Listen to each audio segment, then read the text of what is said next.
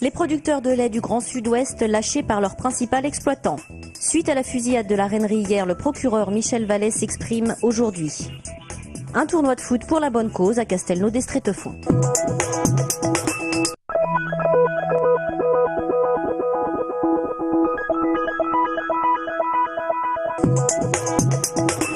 Traite, vélage, insémination, chez les Capoya, la vie de la ferme continue, même si le cœur n'y est pas toujours. Il y a un an, les deux frères apprenaient par courrier le désengagement du groupe espagnol Leche Pascual de sa collecte. Il disait, le 7 octobre, on arrête la collecte. Mais on s'engage à vous retrouver un collecteur.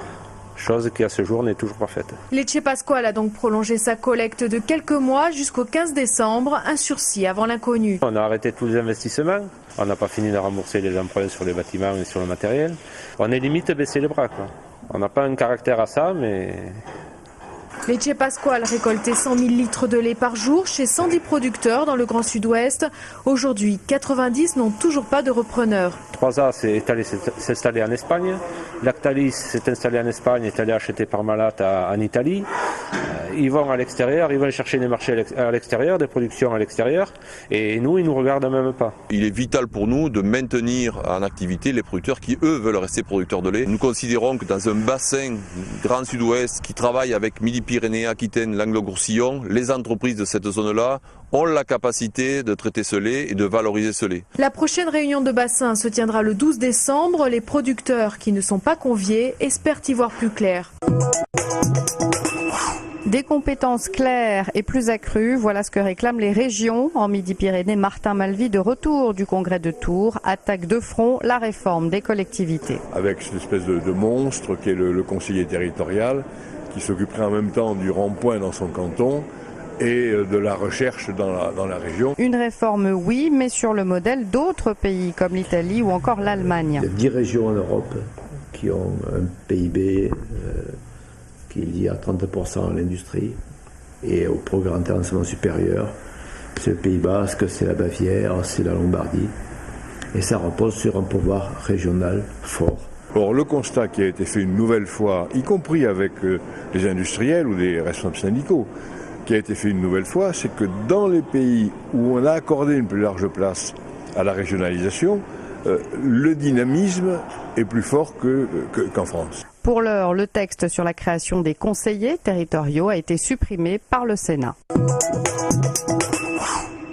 Le prix de l'eau à Toulouse, 3,51 € du mètre cube, à Montauban 3,41, à Auch 4,24. L'eau, avant qu'elle ne soit acheminée au 8e étage de votre immeuble, 24 heures sur 24, 7 jours sur 7, doit être captée et traitée. 2011 a été une année catastrophique pour les réserves. Le miracle est tout de même apparu au mois de juillet avec un temps très pluvieux.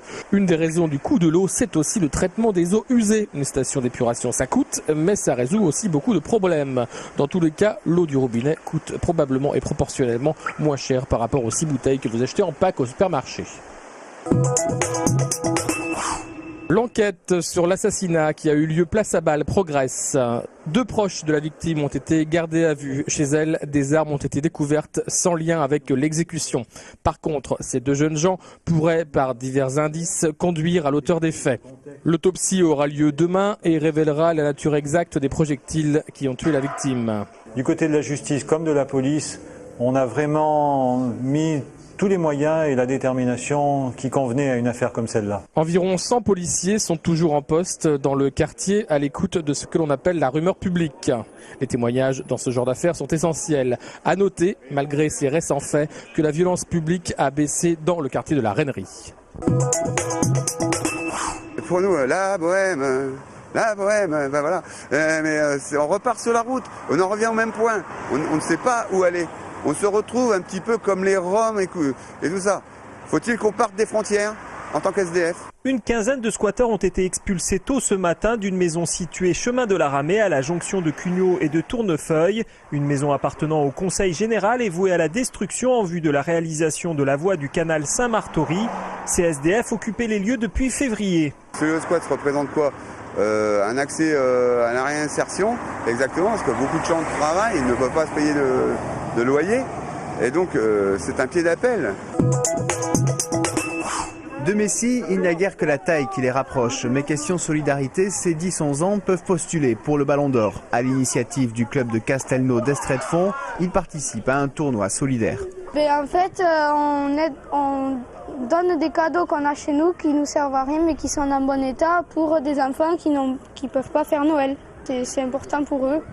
Et ça nous fait plaisir. Ces cadeaux en guise d'inscription au tournoi seront redistribués par le Secours populaire dans le cadre de son opération Père Noël Vert. Depuis 1976, elle permet aux familles en difficulté de passer dignement les fêtes. Pour l'organisateur, c'est aussi l'occasion de rappeler qu'entraide et solidarité n'ont jamais quitté le monde du foot amateur, à la différence du milieu pro. C'est vraiment l'objet. Je pense qu'aujourd'hui, on a besoin de valeurs simples. En même temps, le football, il faut dire qu'il y a 1 900 000 adhérents, qu'il y a donc 17 000 clubs amateurs. Et aujourd'hui, je pense que c'est notre rôle à nous de donner ce genre d'image pour le football, pour essayer de remonter justement cette image qui a été un peu dégradée ces 2 dernières années.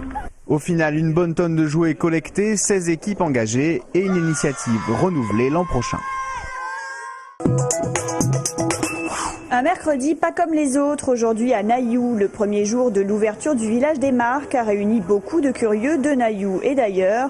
En tout, 50 000 personnes sont attendues sur les 3 premiers jours. On habite à Nailloux et c'est vrai que là, franchement, on a vu la construction, donc c'est vrai qu'on attendait de voir le résultat final. Oui, on l'attendait parce que j'habite le coin et c'est un événement dans la région. Vous habitez où ? À Saint-Sulpice dans le Tarn. Une 60aine de boutiques réunies, des marques à la mode, sans oublier de nombreux rabais. Le cocktail est efficace. It's really nice and always nice in the south of France though. Franchement ça va parce qu'ils baissent leur prix, on a trouvé du moins 40, du moins 20 et tout.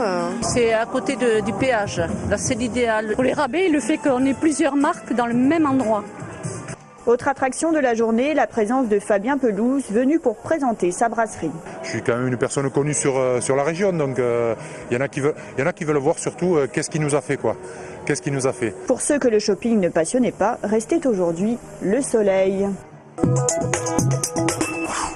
À l'occasion de la journée du 20 novembre, journée internationale des droits de l'enfant, la communauté municipale de Santé accueille une exposition de peinture et sculpture d'une vingtaine d'artistes. Enfance et amour, tel est le thème de cette exposition proposée par l'association Les Arts Saint-Cyprien, réunissant des peintres professionnels et amateurs. À travers cette exposition, les Arts Saint-Cyprien souhaitent soutenir l'association Enfance et Partage. Cette association a pour objectif de mener une politique de prévention, de protection et de défense de l'enfant, de promouvoir sa parole, ses droits propres et tout ce relatif à son bon développement.